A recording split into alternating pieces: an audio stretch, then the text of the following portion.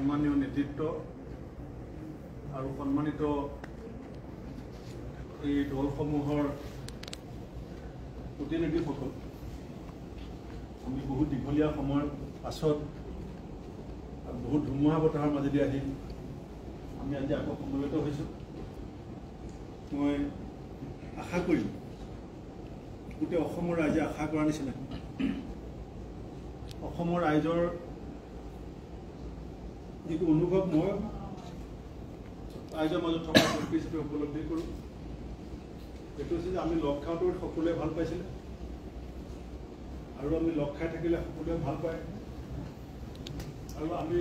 ক'ৰবাত ভুল কৰিলে সকলোৱে বেয়া পায়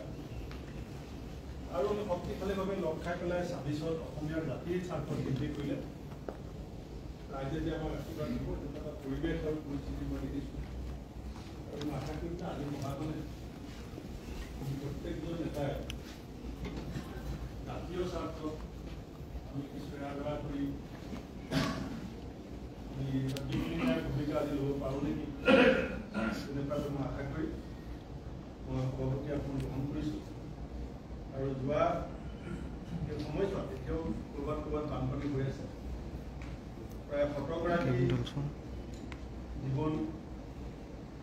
এই বানপানী গৰাখহনীয়া পাহাৰ খহি ভূমিস্খলনত মৃত্যুমুখত পৰিছে। আমি পোনপ্ৰথমে 1 মিনিট সময়